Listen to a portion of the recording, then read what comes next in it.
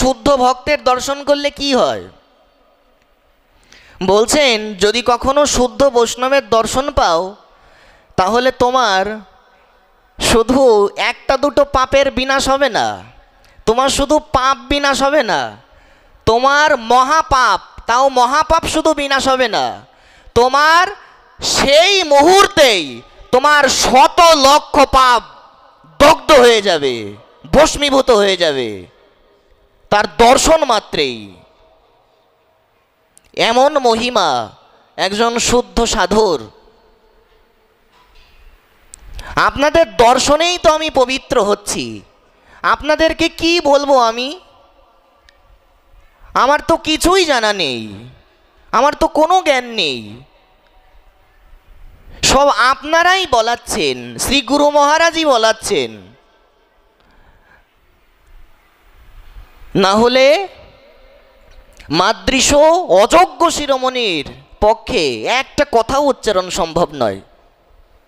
এটা শ্রী গুরু মহারাজের, আমি যেই শব্দগুলো উচ্চারণ করছি, যেই বাক্যগুলো উচ্চারণ করছি, এটা সম্পূর্ণ শ্রী গুরু মহারাজের কৃতিত্ব, সব আপনাদের মতন শ্রোতৃমণ্ডলী ভক্তমণ্ডলীর কৃতিত্ব।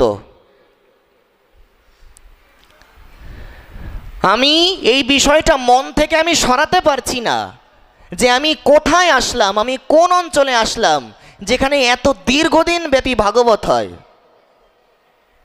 1 মাস 1.5 মাস ব্যাপী ভাগবত, এ কি কল্পনা করা যায়? এ কি ভাষায় বোঝানো যায়? টাকা থাকলেই কি শুধু হয়?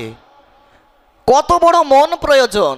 আমি এই বিষয়টা আমি মাথার থেকে সরাতেই পারছি না যে এত বড় মন, এই রাজ্যের এলাকাবাসী এত ভালো কেন, এত বড় মন কেন? সত্যি অত্যন্ত আশ্চর্যজনক। আপনাদের চরণতলে যে আসতে পেরেছি, এ আমার বহু জন্মের সৌভাগ্য। আপনাদের আমি গতকালেও বলেছি এবং আমি আজীবন এ কথাই বলতে চাই যে আপনাদেরকে কখনো যেন কোনো কিছু শেখাতে না আসি, আপনাদের চরণে যেন শেখার জন্য আসি। সেই অহংকার অভিমান যেন কোনোদিন আমার মধ্যে না আসে, কারণ সেইগুলো আসলে আমি ধ্বংস হয়ে যাব, আমি শেষ হয়ে যাব। এমনিতেই তো আমি শেষ হয়ে গেছি, জীবন ধ্বংস করে ফেলেছি, কারণ গৌর গোবিন্দ চরণে, আপনাদের চরণে আমার রতিমতির লেশ মাত্র নেই। কোনো বিশ্বাসের কণিকানো কণিকা, লেশানুলেশও আমার হলো না। আমি কতটা অনন্ত ধিক্কৃত, ধিক্কার আমাকে, আমাকে কোটিবার ধিক্কার। আপনাদের নিকট যেন আপনাদের সেবা করতে পারি, আমার অন্য কোনো, আমার কোনো গুণ নেই, আমার কোনো যোগ্যতা নেই। আমি যেন অন্তত এই কথা সেবাটা আপনাদেরকে দিতে পারি, এই কথা শ্রবণ করানো, এই যে এটাকে বলে প্রসঙ্গারূপা সেবা, অন্তত এই সেবাটা যেন আপনাদের দিতে পারি। যদি আপনারা এই সুযোগ আমাকে দেন, আপনারা সুযোগ না দিলে তো আমার সেটা ভাগ্যে থাকবে না, আমি বঞ্চিত হব। সব আপনাদের মহিমা।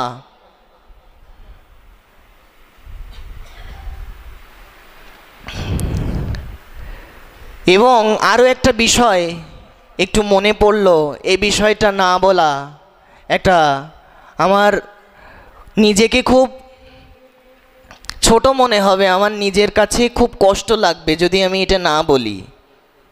আপনারা অনেকেই জানেন যে আমাদের সবার পূজ্য, সবার বন্দনীয়, প্রাতঃস্মরণীয় গৌর গোবিন্দ বাবা, তিনি অসুস্থ রয়েছেন।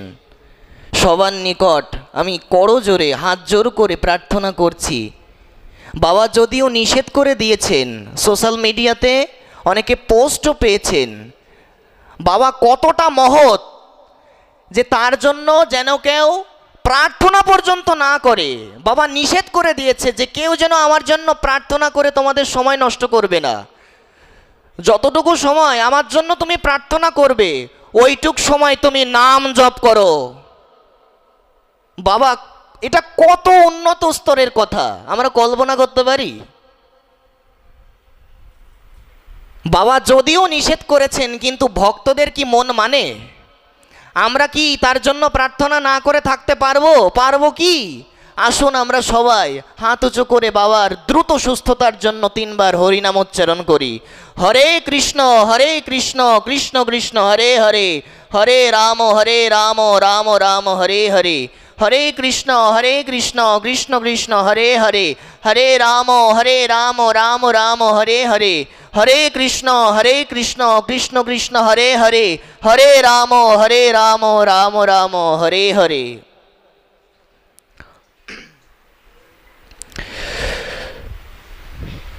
তো ভক্তবৃন্দ, ভক্তিবিনোদ ঠাকুর তিনি পরবর্তীতে লিখেছেন,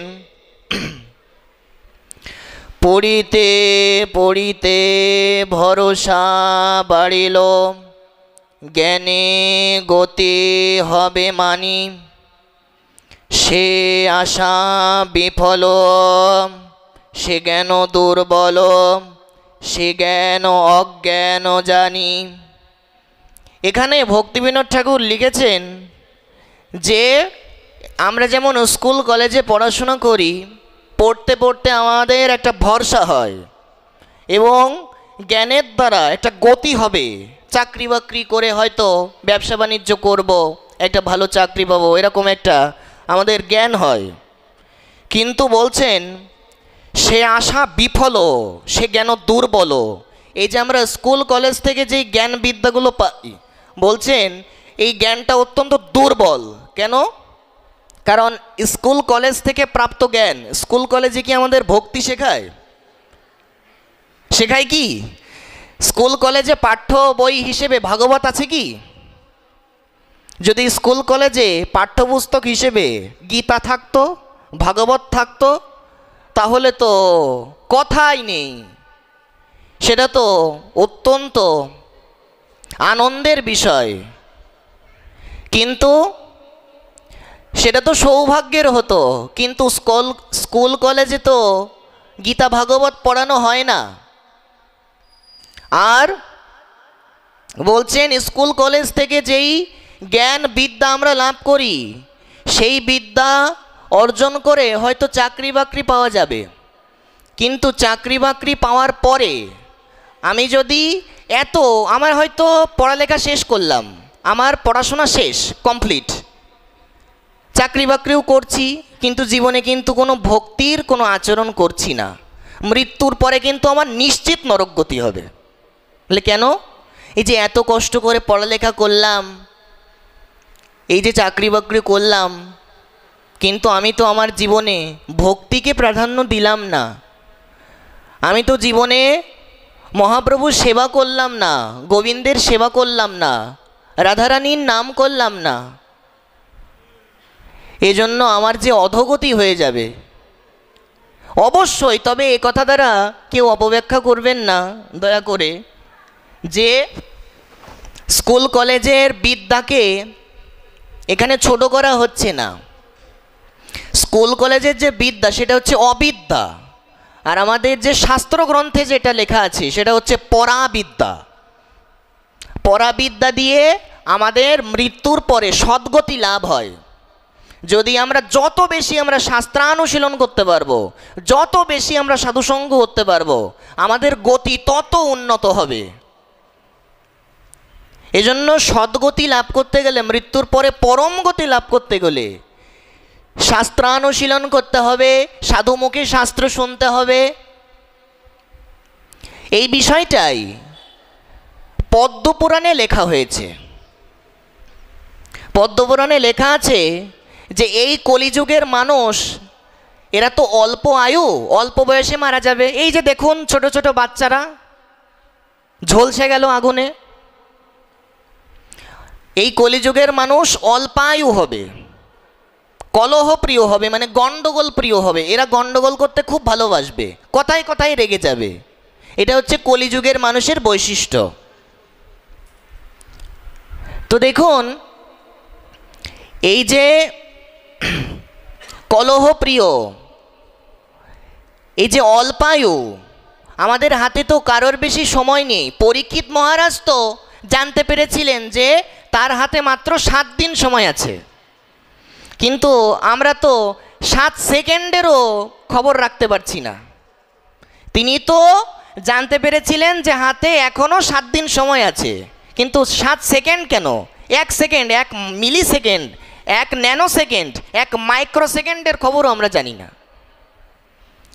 অথচ আমরা ভাগবত শুনছি না, আমাদের ভাগবতের প্রতি রুচি হচ্ছে না, তাহলে জীবন কিভাবে সফল হবে বলুন? আচ্ছা, একটা বিষয় যদি আমরা একটু চিন্তা করি, এই সনাতন ধর্মে তো বিভিন্ন সৎকর্ম আছে, সৎকর্মের তো অভাব নেই। এই যে কেউ দান করছে, আমি গতকালকে এই দানের বিষয়টা বলেছিলাম, আজকেও একটু বলি। সেটা হচ্ছে, অনেকেই দেখবেন ব্লাড ডোনেশন করে না, রক্তদান করে সেটা ফেসবুকে পোস্ট করে দেয়, সেলফি তুলে ভিডিও করে কিংবা লাইভ করে সেটা পোস্ট করে দেয়। চতুর্থবারের মতো, পঞ্চমবারের মতো, কিন্তু দান করে যদি সেটা প্রচার করা হয় তাহলে দানের ফলটা নষ্ট হয়ে যায়। এটা আমার পরে মনে আসলো যে এই বিষয়টা তো আমার বলা হলো না।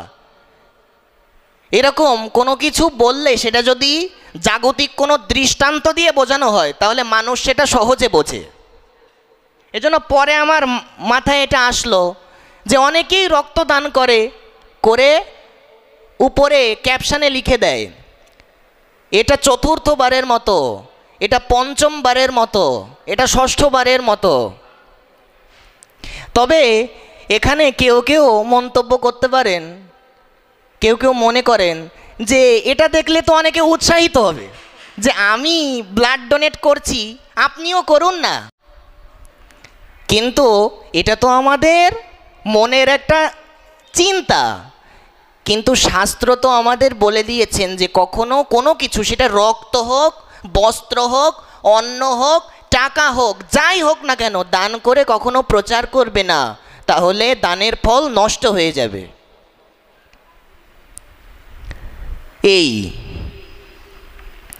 এই জন্য দেখুন, আমাদের এখানে এই ইউনিভার্সিটি, স্কুল, কলেজ, এগুলোর জ্ঞান অবশ্যই দরকার, 100 বার দরকার আছে। কেন? কারণ যদি আমার অক্ষর জ্ঞান না থাকে, আমি তো সংস্কৃত পড়তেই পারবো না। পড়তে গেলে আমার দাঁত একেবারে গুঁড়ো গুঁড়ো হয়ে যাবে ভেঙে, আমি তো উচ্চারণই করতে পারবো না, উচ্চারণ ভুল ভাল হয়ে যাবে। এজন্য অবশ্যই দরকার আছে, অবিদ্যারও দরকার আছে। শুধু তাই না, কেবল যে সংস্কৃত পড়ার জন্য দরকার তা না, কিন্তু যদি আমি ভালো করে ইংরেজিটা আয়ত্ত করতে পারি, রপ্ত করতে পারি, তাহলে বিদেশেও আমি প্রচার করতে যেতে পারবো। সনাতন ধর্ম আমি all over the world spread, অর্থাৎ অ্যারাউন্ড দ্য গ্লোব, সারা বিশ্বে প্রচার করা সম্ভব যদি ইংরেজিটা শেখা যায়। এজন্য অবশ্যই দরকার আছে অবিদ্যার, স্কুল কলেজের বিদ্যার। কিন্তু স্কুল কলেজে, ইউনিভার্সিটিতে পড়াশোনা করতে গিয়ে আমরা যেন গৌর গোবিন্দের সেবাকে না ভুলে যাই, এটা হচ্ছে মূল কথা। পড়াশোনা তো করতেই হবে, এর কোনো বিকল্প নেই, কিন্তু পড়াশোনা করতে যেন মহাপ্রভুর সেবাটা না ভুলে যাই, যেন রাধারানীকে না ভুলে যাই, এটাই হচ্ছে মূল কথা। ছোট ছোট বাচ্চাদের যখন দেখি যে কপালে তিলক দিয়ে, কণ্ঠে তুলসীর মালা, তারা স্কুলে যাচ্ছে, এটা যে কেমন লাগে দেখতে, এটা যে কত ভালো লাগে, এটা শব্দের দ্বারা অপ্রকাশ্য, অবর্ণনীয়, অচিন্তনীয়।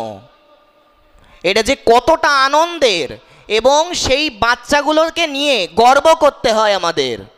সনাতন ধর্মের গর্ব এই সমস্ত বাচ্চারা,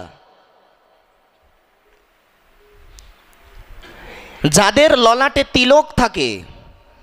হরিভক্তি বিলাসে এমন মহিমা রয়েছে, একটা শ্লোকে এসেছে যে কোনো ব্যক্তি যদি নীচ জাতিতে জন্মগ্রহণ করে, এমনকি সে যদি মুচি কুলেও আসে, সে যদি চণ্ডালও হয়, কিন্তু তার কপালে যদি তিলক থাকে, তো যেই ব্যক্তির কপালে তিলক রয়েছে তাকে দেখার সঙ্গে সঙ্গেই মানুষ পবিত্র হয়ে যাবে, তার পাপ সেই মুহূর্তে বিনাশ হয়ে যাবে। তিলকের এমন মহিমা এসেছে। ওই যে বাচ্চাটা তিলক দিয়ে, কণ্ঠে তুলসীর মালা দিয়ে স্কুলে গেল, ওই বাচ্চাটাকে ক্লাসের আর যারা দেখবে, আর যত ছোট ছোট বাচ্চারা একে দেখবে, এমনকি স্যার ম্যাডাম পর্যন্ত পবিত্র হয়ে যাবে এই বাচ্চাকে দেখে। এটা কত বড় আনন্দের, হৃদয় ছুঁয়ে যায়। এবং কিছু কিছু বাচ্চা এই ভাগবতে এসে একেবারে পুতুলের মতন বসে থাকে, একটা কথা বলবে না। কিন্তু আবার অনেক বাচ্চা আছে এত দুষ্টু, এত দুষ্টু, অস্থির করে ফেলবে। এমনকি যদি তার সঙ্গে তার মা বাবা আসে, মা বাবাকেও ঠান্ডা হয়ে বসে শুনতে দেবে না। এর থেকেই বোঝা যায় যে কোন বাচ্চাকে সাধনা করে আনা হয়েছে। যেই বাচ্চাকে তপস্যার দ্বারা, সাধুর কৃপার দ্বারা যেই বাচ্চার জন্ম হয়, তিনি তো শান্তশিষ্ট হবেই সেই বাচ্চা। যেই বাচ্চা গর্ভে থাকতে মা গীতা ভাগবত অনুশীলন করে, সাধুগুরু বৈষ্ণবের পাঠ শ্রবণ করে, ভাগবতী কথা শোনে, তার সন্তান তো শান্ত হবেই। এতে বিচিত্র কি, অস্বাভাবিক কি? কিন্তু যদি অনাচার করে, অশাস্ত্রীয় নিয়মে কোনো বাচ্চার জন্ম হয়, ওই বাচ্চা জন্মের পরে অসুর হবেই হবে, এতে কোনো সন্দেহ নেই। অসুরের মতন হবে সেই বাচ্চার আচরণ, মা বাবাকে অতিষ্ঠ করে ফেলবে, এবং মা বাবা তার জন্য মুখ পর্যন্ত দেখাতে পারবে না। মা বাবার যে এত কষ্ট হবে যে কাকে জন্ম দিলামে। মানুষ যদি কোনো মা বাবাকে এসে বলে যে আপনার সন্তান একটা কুলাঙ্গার, তখন মা বাবার কেমন হয় একটু চিন্তা করতে পারি আমরা। তখনকার যে অনুভূতি, এটা তো বোঝানো যায় না। এজন্য ওই বাচ্চাগুলোকে দেখলে মনে হয় যে ওদের চরণ ধরে সাষ্টাঙ্গে একটা দণ্ডবোধ করি, যে কত জন্ম আমার থেকে এগিয়ে আছে, যে প্রসাদভোজী মায়ের গর্ভে যাদের জন্ম হয়েছে, যারা জন্মের থেকেই প্রসাদই পায়, অপ্রসাদী কিছু পায় না, অনিবেদিত কিছু পায় না, মাতৃগর্ভে থেকেই যারা প্রসাদ পাচ্ছে, গৌর গোবিন্দের অধরামৃত যারা পাচ্ছে, কত সৌভাগ্য, কত স্থির। ওই বাচ্চাগুলোকে দেখলে একেবারে মন আনন্দে ভরে যায়। তো দেখুন, এই জন্য ভক্তিবিনোদ ঠাকুর বলছেন, জড়বিদ্যা যত ও মায়ার বৈভব তোমার ভজনে বাধা। এই যে জড়বিদ্যা, দেখুন স্কুল কলেজে ভক্তিবিনোদ ঠাকুর এখানে জাগতিক কিছু দৃষ্টান্ত দিয়েছেন। অনেক সময় এই জাগতিক কোনো দৃষ্টান্ত কিংবা উদাহরণ না দিলে আমরা বুঝতে পারি না বিষয়টা। অনেকেই বলে যে শ্লোক এবং পয়ার বলে যাচ্ছে, কিছুই তো বুঝতে পারলাম না, সব মাথার ওপর দিয়ে চলে গেল। এগুলো তো আমি যতটুকু বলছি এবং এটার বাংলা অনুবাদও তো করছি, এরপরেও যারা বুঝতে পারছে না, কেন বুঝতে পারছে না জানেন? যারা বলবে যে আমি বুঝিনি, আমি বুঝতে পারিনি, এর একটা প্রধান কারণ হচ্ছে সে মনোযোগ দিয়ে পাঠটা শোনেইনি। যদি সে মনোযোগ দিয়ে পাঠটা শুনতো, তো আমি তো হিন্দিতে বলছি না, কিন্তু দেখুন একটা মজার কথা আছে, এই যে হিন্দি গান মানুষ শোনে, হিন্দি গানগুলো কি মানুষ বুঝে শোনে সব কিছু? অনেকে কিন্তু হিন্দিটা বোঝেই না, কিন্তু হিন্দি গানগুলো শুনতে কিন্তু ভালো লাগে, লাগে কি না? অনেকের হিন্দির শব্দগুলো বোঝে না, কিন্তু হিন্দি গান শুনতে ভালো লাগছে। তার মানে চিন্তা করুন আমি কতটা নিকৃষ্ট, আমি যে হিন্দি বুঝি না কিন্তু হিন্দি গান শুনতে ভালো লাগছে। আর সংস্কৃত যেটা সাক্ষাৎ শুনলে আমাদের জীবন পবিত্র হবে, যেই সংস্কৃতের শব্দগুলো শুনলে আমাদের পাপ তাপ নাশ হবে, যেই সংস্কৃত শব্দগুলো চিন্ময় নিত্য লোক অপ্রাকৃত রাজ্য থেকে নেমে এসেছে, যেগুলো শুনলেই ভক্তি হবে, অথচ সেই শ্লোক পয়ার আমরা বুঝতে পারছি না, আমাদের ভালো লাগছে না, আমাদের পছন্দ হচ্ছে না, এবং আমরা বলছি যে আমরা বুঝতে পারছি না। আমি কতটা নিকৃষ্ট, আমি কেন বুঝতে পারছি না? এজন্য দেখুন, এই জড়বিদ্যা যত মায়ার বৈভব তোমার ভজনে বাধা। স্কুল কলেজে অনেক সময় অনেক বন্ধু বান্ধব থাকে আমাদের, অনেক এরকম ভালো ছেলে আছে যারা বাজে বন্ধুদের আর খারাপ বন্ধু বান্ধবের পাল্লায় পড়ে অনেক ভালো ছেলে নষ্ট হয়ে গেছে। এরকম অনেক দৃষ্টান্ত আছে। এই জন্য আমাদের এই যে প্রকৃত বন্ধু কে হতে পারে, এই যে আমি যাকে বলছি ও আমার ফ্রেন্ড, আমার অত্যন্ত অন্তরঙ্গ, আমাকে কত ভালোবাসে, জাগতিক একটা সম্বন্ধ স্বীকার করলাম, একটা বন্ধুত্ব রয়েছে, কিন্তু আমার ওই বন্ধু কিংবা আমার ফ্রেন্ড মৃত্যুর পরে তো আমার সঙ্গে যাবে না। ফ্রেন্ড কেন, আমার মাই তো যাবে না, আমার বাবাই তো যাবে না, আমার আত্মীয় স্বজন কেউই যাবে না আমার সঙ্গে। মৃতম শরীরমুৎসৃজ্য কাষ্ঠ লোষ্ট সমাংসিত বিমুখা বন্ধবা যন্তি তমা ধর্মস্তমনো গচ্ছতি। বলছেন তুমি যখন মরে যাবে, তোমার যত বড়ই আপন হোক না কেন, ওই শ্মশান পর্যন্তই তোমাকে এগিয়ে দিয়ে আসবে। শ্মশানের বাইরে, অর্থাৎ তুমি যে মরে গেলে, তোমার সঙ্গে তোমার মা বাবা কেউ যেতে পারবে না, ওই শ্মশান পর্যন্তই। এই জন্য বলছেন বিমুখা বান্ধবা যন্তি, তোমার যত বড় ফ্রেন্ড হোক, ওই তোমাকে শ্মশানেই ছেড়ে রেখে আসবে। এই জন্য প্রকৃত বন্ধুকে, প্রকৃত বন্ধু তো একমাত্র সাধুগুরু বৈষ্ণব, প্রকৃত বন্ধু তো শ্রী গুরু মহারাজ, তিনিই হচ্ছেন প্রকৃত বন্ধু, তিনিই হচ্ছেন প্রকৃত সুহৃদ।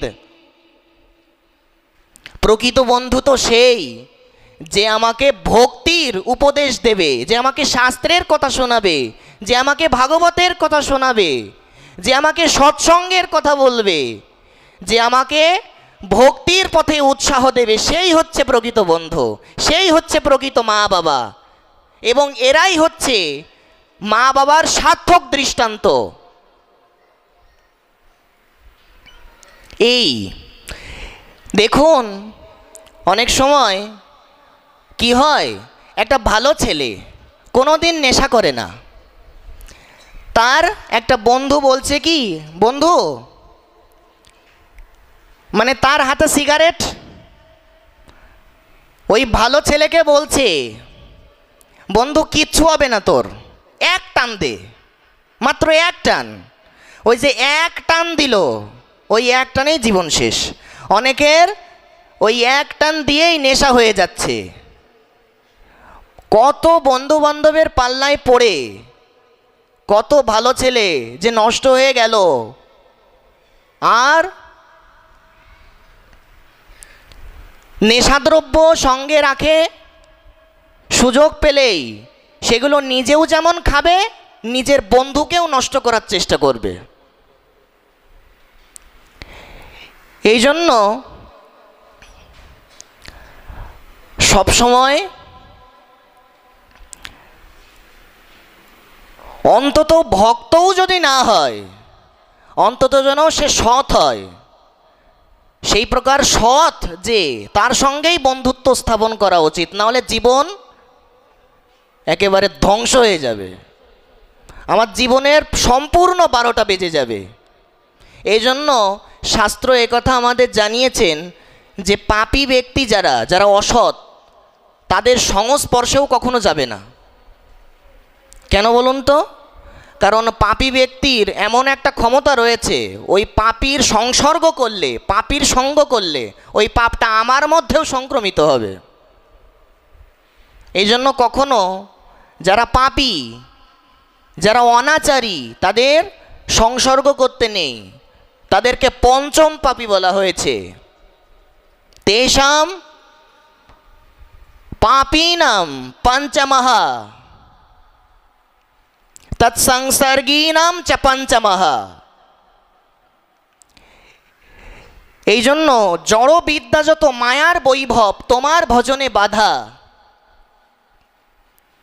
আমার যতই আমার পড়াশোনা থাক, আমার যতই কঠিন পরিস্থিতি থাক, আমার জন্য জীবনে একটা সংকল্প থাকে যে প্রত্যেক দিন আমি তো স্টুডেন্ট, আমার তো পড়াশোনা করতে হয়, আমি তো অনেক ব্যস্ত, অন্তত 2 মালা করে জপ।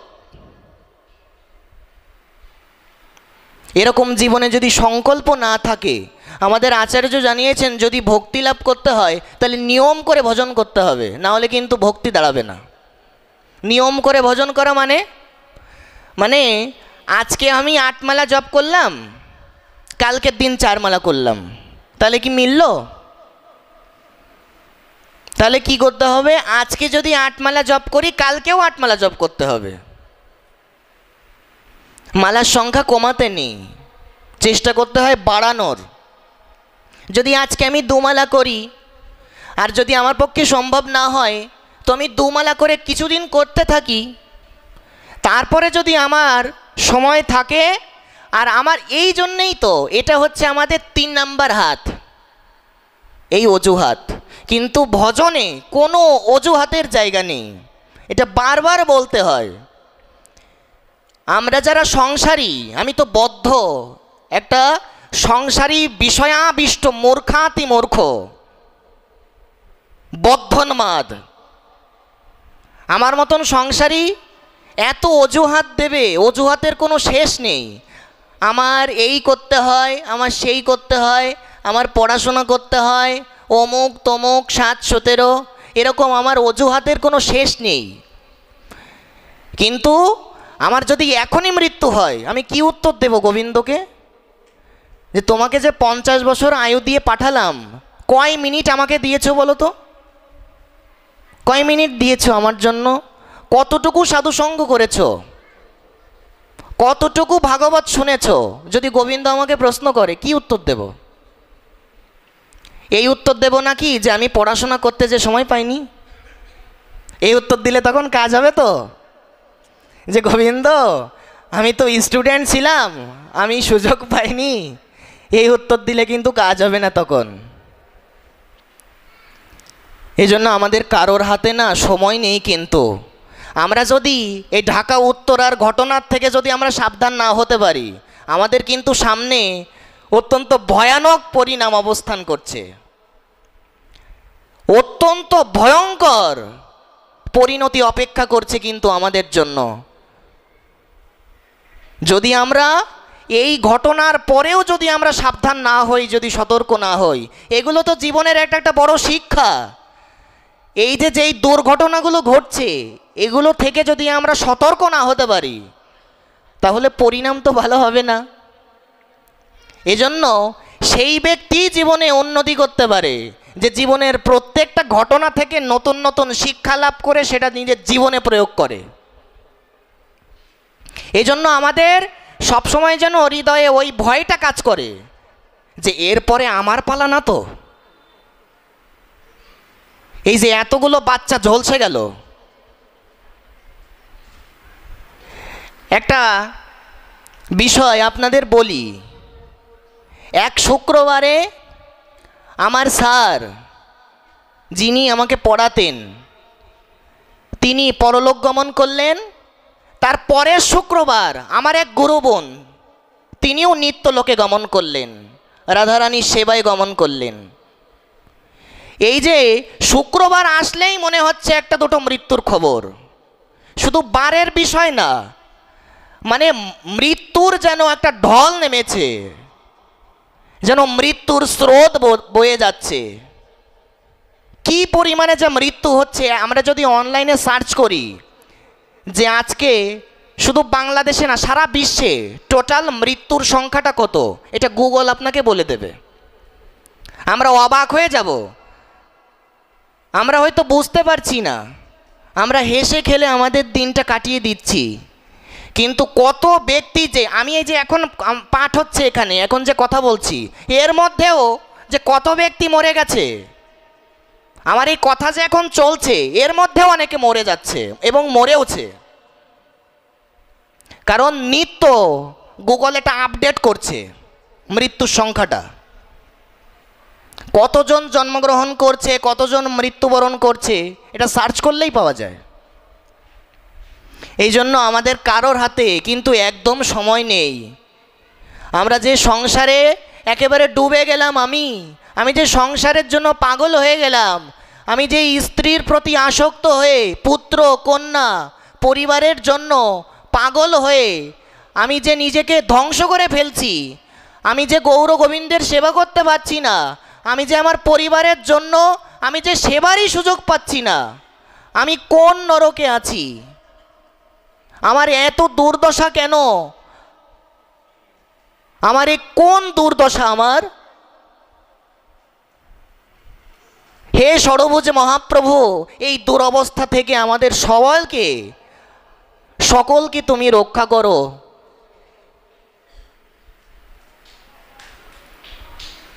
আমাদের এই নিবেদন ছাড়া আমাদের আর কি করার আছে বলুন? নিরন্তর আমরা যেন এই নিবেদনই করে যেতে পারি। দেখুন, ভক্তিবিনোদ ঠাকুর লিখেছেন,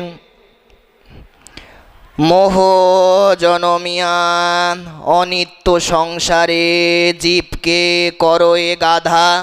ভক্তিবিনোদ ঠাকুর বলছেন, এ পড়াশোনা করতে করতে অনেকে গাধা হয়ে যায়। কেন বলুন তো? অনেকে অনেক উচ্চশিক্ষিত কিন্তু ভক্তির ধার ধারে না,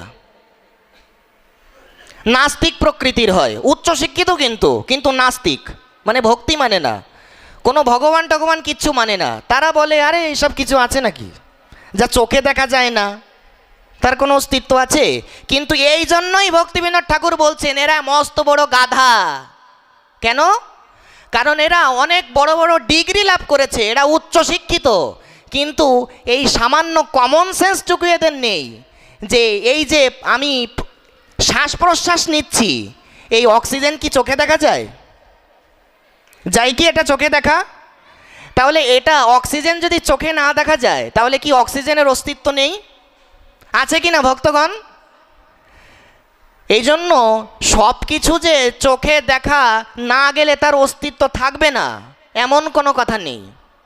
যেমন অক্সিজেনের অস্তিত্ব চোখে দেখা না গেলেও এটা আমাদের স্বীকার করতেই হবে, ঠিক তেমনি এত উচ্চশিক্ষিত কিন্তু গাধা একটা,